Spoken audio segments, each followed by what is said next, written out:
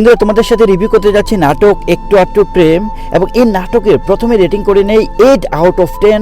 চমৎকার একটি নাটক, এবং প্রথমে আমাকে ক্রেডিট দিতে হবে যে স্ক্রিপ্ট রাইটার এবং ডিরেক্টর, সে অসম্ভব সুন্দর একটি স্ক্রিপ্ট দিয়েছে এবং চমৎকার ডিরেকশন দিয়েছে।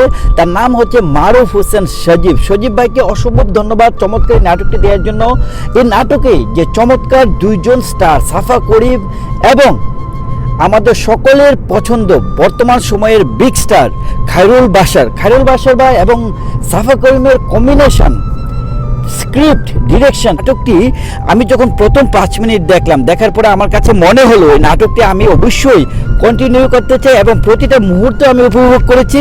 খুব ন্যাচারাল অ্যাক্টিং ছিল সাফা করিমের এবং খায়রুল বাশারের ক্যারেক্টারটা একটু বোকা টাইপের মানুষগুলো যেরকম হয়, সহজ টাইপের মানুষগুলো যেরকম হয়, সেরকম একটি ক্যারেক্টার ছিল, এবং সে কিন্তু চমৎকারভাবে তার এই দায়িত্বটি, মানে তার ক্যারেক্টারটি নিভিয়েছে, এবং ক্যারেক্টারের মধ্যে সবসময় সে ছিল।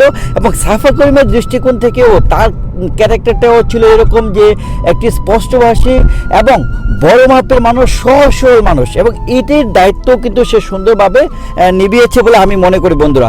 এবং এই নাটকটির বিশেষ আরেকটি গুণ হচ্ছে যে এই নাটকটিতে প্রতিটা মুহূর্ত তোমাকে এঙ্গেজ করে রাখবে, প্রতিটা মুহূর্ত তোমাকে ধরে রাখবে, কারণ তাদের যে অভিনয়, এই দুজনের অভিনয় সহ যে আরও যে সাইড ক্যারেক্টারগুলো, 2-3টা সাইড ক্যারেক্টার আছে, এই ক্যারেক্টারগুলোও কিন্তু নাটকের সাথে সুন্দরভাবে সম্পৃক্ত ছিল। কোনো কিছুতে তোমার কাছে মনে হবে না যে নাটকটি তোমাকে জোর করে আটকানোর চেষ্টা করছে। সো নাটকটির প্রতিটা মুহূর্ত তোমার কাছে ভালো লাগবে। সো এই নাটকটির বিশেষত্বর কথা যদি আমি বলতে চাই, যদি স্টোরির কথা বলতে চাই, প্রথমে আমাকে বলতে হবে যে নাটকটি যেভাবে শুরু হয়েছে, স্ক্রিপ্টটি যে দেখা যাচ্ছে যে পাত্রী খোঁজাখুঁজির একটা ব্যাপার ছিল।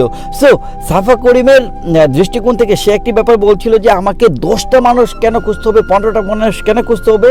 যখন একটা মানুষকে আমি দেখলাম, তাকে একটু বোঝার চেষ্টা করি, কারণ মানুষকে যখন তুমি রিজেক্ট করে দিবে উইদাউট এনি রিজন, এটা ছেলে হোক মেয়ে হোক, তুমি কাউকে দেখতে যাওয়ার পর উইদাউট রিজন যদি তুমি যদি রিজেক্ট করে দাও, সেটা কিন্তু আসলে এটি একটি নেগেটিভ ইম্প্যাক্ট করে পাশের মানুষটির জন্য। সো ভ্যালিড রিজন ছাড়া তুমি একটি মানুষকে দেখার পরে তাকে টাইম না দিয়ে বোঝার চেষ্টা না করে তুমি যদি হুটহাট তাকে যদি রিজেক্ট করে দাও, এই জিনিসটা একটি নেগেটিভ ইম্প্যাক্ট পড়ে। সো সেকেন্ডলি আরেকটা পয়েন্ট বলতে গেলে যে শেষে যেটা দেখা যায় যে সাফা করিমের মার একটি দৃষ্টিভঙ্গি ছিল যে 100 জনকে দেখবো, 100 জনকে রিজেক্ট করব, তারপরে একটা খুঁজে বের করব, সবচেয়ে বেস্ট খুঁজে বের করব। আসলে বিষয়টা বিয়ের ক্ষেত্রে যেটা হয়, তোমার যদি লাভ ম্যারেজ না থাকে, তো তুমি যদি একটি বায়োডাটার উপর বেস করে বা কোনো ইনফরমেশনের উপর বেস করে যদি কোনো একটা ছেলে মেয়েকে দেখতে যাও, সেক্ষেত্রে কিন্তু তোমাকে তাকে একটু হলেও বুঝার সময়টা থাকতে হবে, এবং দেখা যাবে যে একটি মানুষকে অ্যাসেস করার জন্য আসলে খুব সংক্ষিপ্ত সময় এনাফ নয়।